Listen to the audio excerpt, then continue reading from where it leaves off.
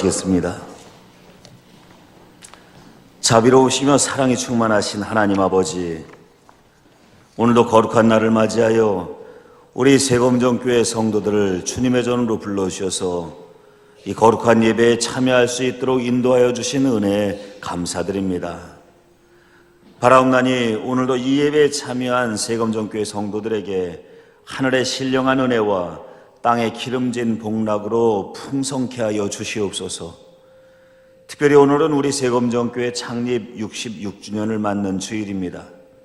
이날에 우리 세검정교회 성도들이 감사하고 감격하는 마음으로 주님 앞에 예배하오니 주님, 이 예배를 기쁘게 흠양하여 주옵시고, 바라옵기는 이 예배당에서 주님 앞에 예배하는 자들마다 삶의 문제가 해결되고 기도의 제목들이 응답받고 소망하고 소원하는 일들이 이루어지는 놀라운 역사들을 체험할 수 있게 하여 주시옵소서. 이 시간도 부족한 종이 말씀을 들고 다녔었습니다. 성령께서 감화 감동하여 주시사 전하는 자와 듣는 자가 함께 은혜 받고 깨달음 얻는 복된 시간 되게 하여 주옵소서. 예수님의 이름으로 기도 올리옵나이다. 아멘. 지난 2년 전 이맘때 미국에서는 도널드 트럼프가 힐러리 클린턴을 누리고 미국의 제45대 대통령에 당선되는 일이 있었습니다. 그 후에 유행하던 유머가 있었는데 어떤 내용이냐면은 도널드 트럼프가 미국의 대통령에 당선된 것을 가장 기뻐했던 사람이 누구일까요? 라는 질문과 함께 시작되는 유머였습니다. 정답은 미국의 43대 대통령이었던 조지 부시라고 합니다. 그 이유는 미국 역사상 가장 무식한 대통령이라는 오명을 벗을 기회를 얻게 되었기 때문이라고 합니다. 실제로 그렇지 않았음에도 불구하고 미국인들에게는 이 조지 부시 전 대통령이 무식하다는 이미지를 남긴 인물로 매우 유명합니다. 그래서인지 조지 부시 전 미국 대통령과 관련된 이런 유머가 있습니다. 어느 날 천재 과학자인 아인슈타인과 역시 천재 미술가인 피카소, 그리고 조지 부시 미국 대통령이 죽어서 천국문 앞에 이르게 되었다고 합니다. 천국문 앞에는 베드로가 천국문의 열쇠를 들고 서 있었는데 그 앞에 아인슈타인이 먼저 자기가 아인슈타인이라고 베드로에게 밝히면서 천국문 앞에 섭니다. 그러자 베드로가 그에게 질문을 던집니다. 당신이 진짜 아인슈타인임을 증명할 수 있겠습니까? 그러자 아인슈타인 박사는 어려운 수식을 칠판에 제시하면서 상대성 원리를 설명하기 시작합니다. 그러자 베드로가 감탄을 하면서 아하, 당신 아인슈타인 박사가 맞군요. 어서 들어오시죠. 라고 말하면서 천국문 안으로 들어갈 수 있도록 허락을 해줍니다.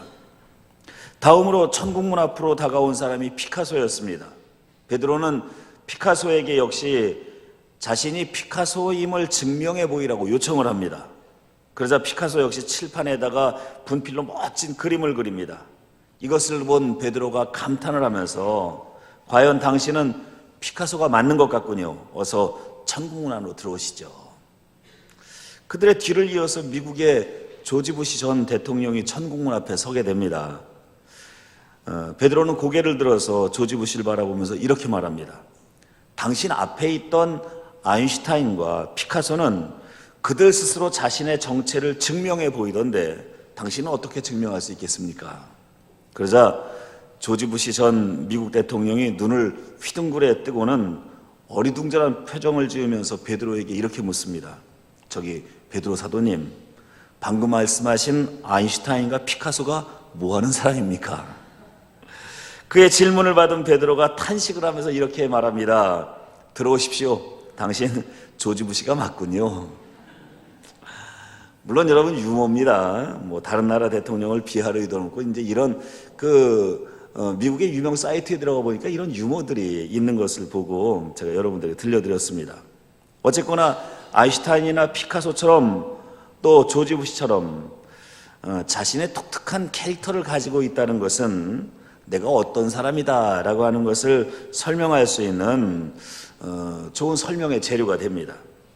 여러분들은 어떻습니까? 여러분들은 내가 누구, 나는 어떤 사람이라고 하는 사실을 증명해낼 수 있을 만한 어떤 특징적인 캐릭터들이 여러분들에게 있는지 한번 생각해 보시기 바랍니다.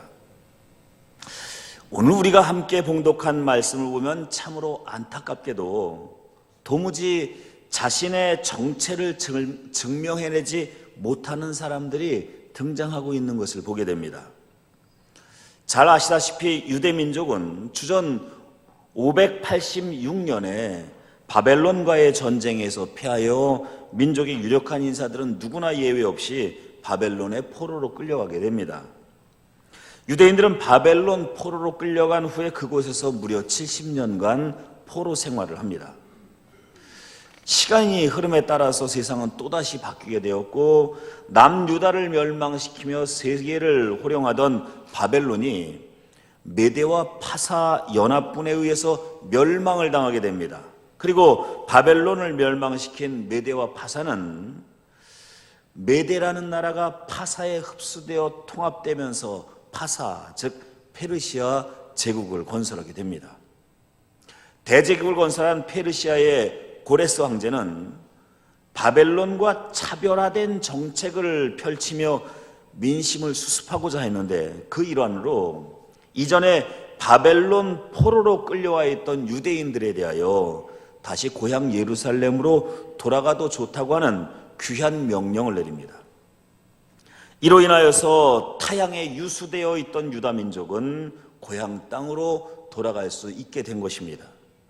하지만 세월이 너무 많이 흘러 처음 바벨론에 의해서 포로로 끌려왔던 포로 1세대들은 거의 대부분 포로 생활을 하던 중에 세상을 떠났고 고향 땅으로 귀환한 유대인들의 대부분은 포로 생활을 하던 유민들이 유수지에서 낳은 2세 또는 3세대들이었습니다. 포로를 이끌고 고향 땅으로 돌아온 총독 스룹바벨은 포로에서 귀환한 이스라엘 백성들에게 가장 먼저 한 일이 뭐냐면은 조상들의 땅을 되찾아주는 일이었습니다.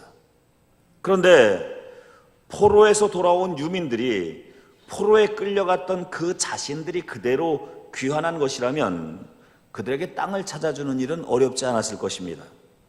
하지만 말씀드린 것처럼 이때 포로에서 돌아온 포로의 귀환민들은 대부분 포로 2세 혹은 3세이다 보니 조상들의 땅을 되찾아주는 일이 결코 쉬운 일이 아니었던 겁니다.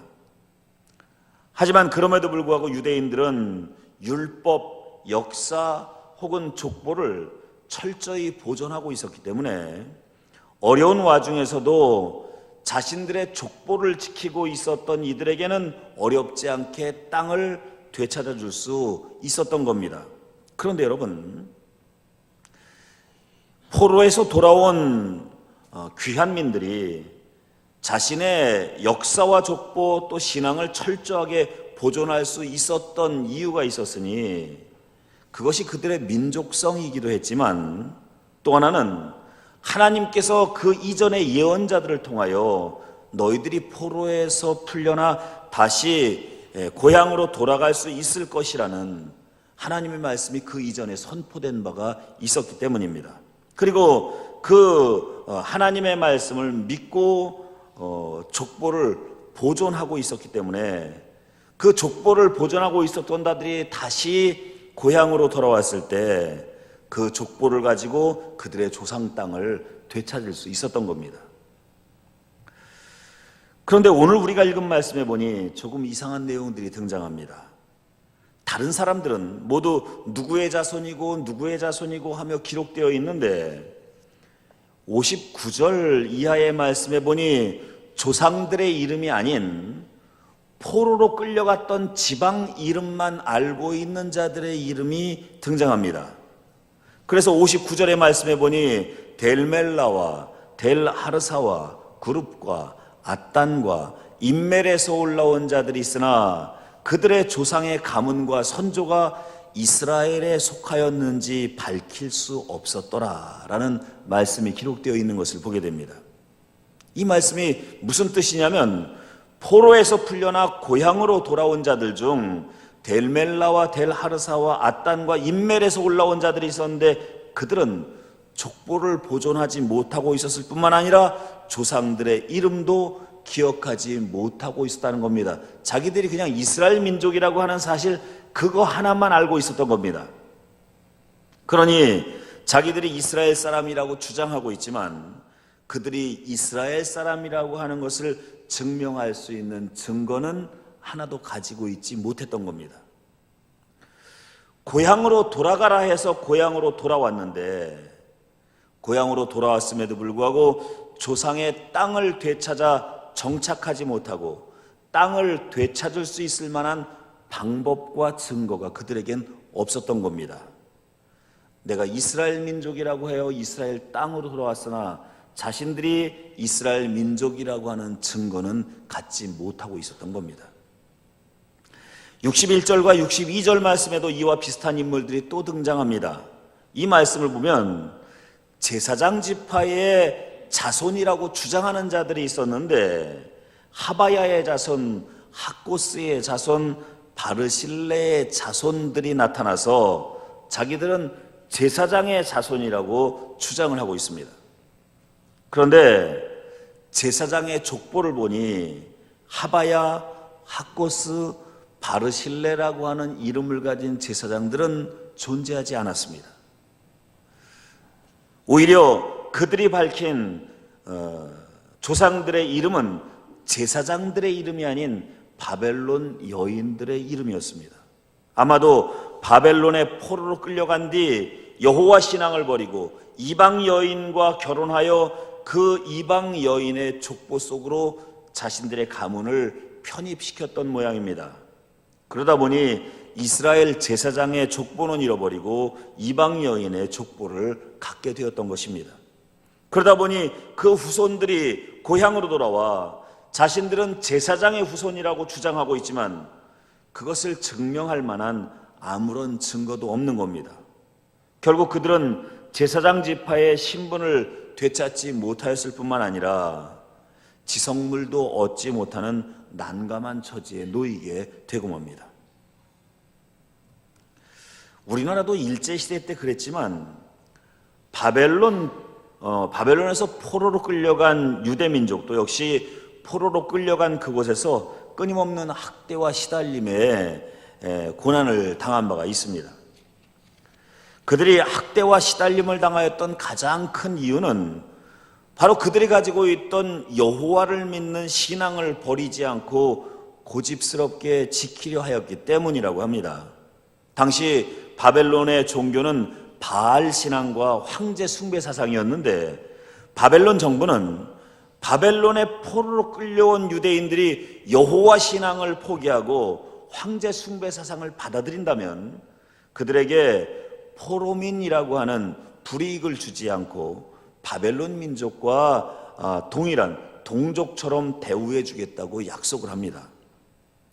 그래서 유대인들 가운데 어떤 이들은 박해를 피하고 불이익을 당하지 않기 위하여서 여호와 신앙을 버리고 바벨론의 이방 신앙을 받아들였으며 더 나아가 족보와 민족성을 버리고 바벨론 사람들과 결혼하여 바벨론 사람들처럼 살아가는 이들이 생겨나기 시작했던 겁니다.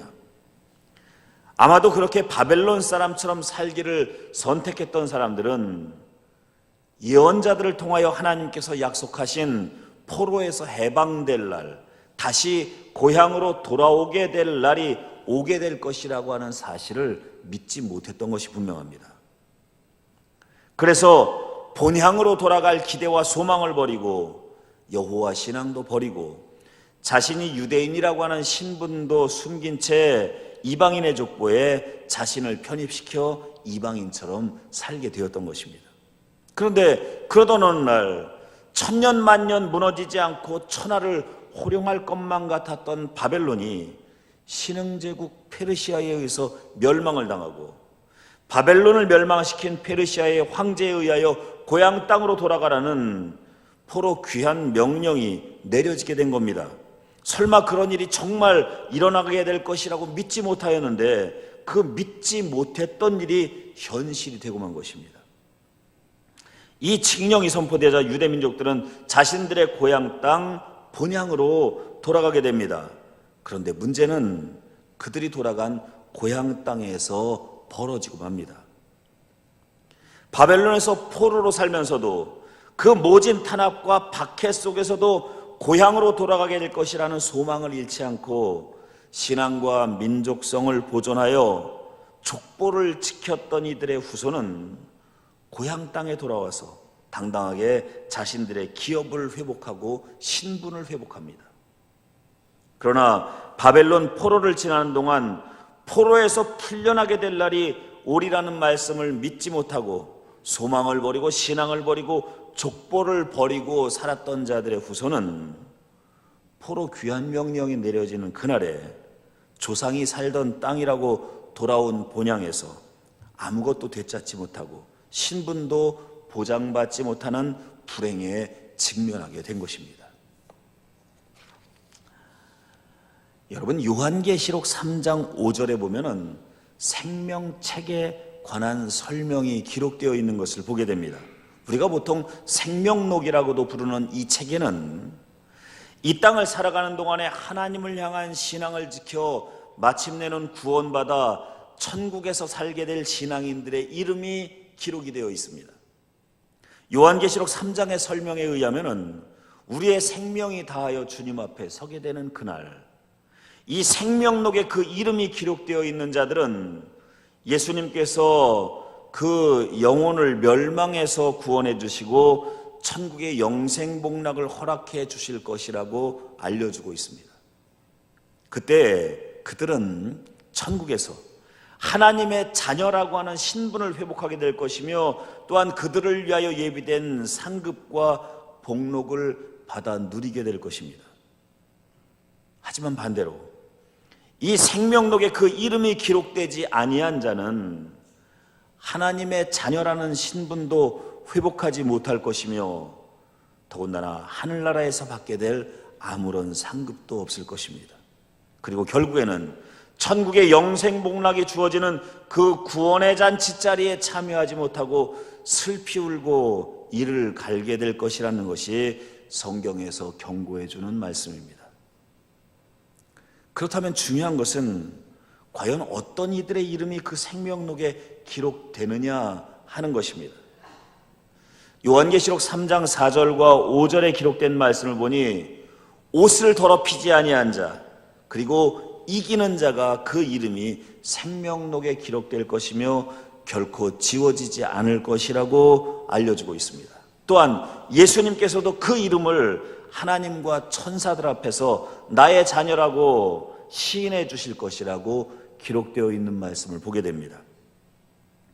이 말씀에 기록되어 있는 옷이란 신앙인의 옷, 또 거룩함의 옷을 말하고 이기는 자란 세상의 욕심과 유혹과 박해를 이겨낸 사람을 의미한다고 성경은 기록해주고 있습니다.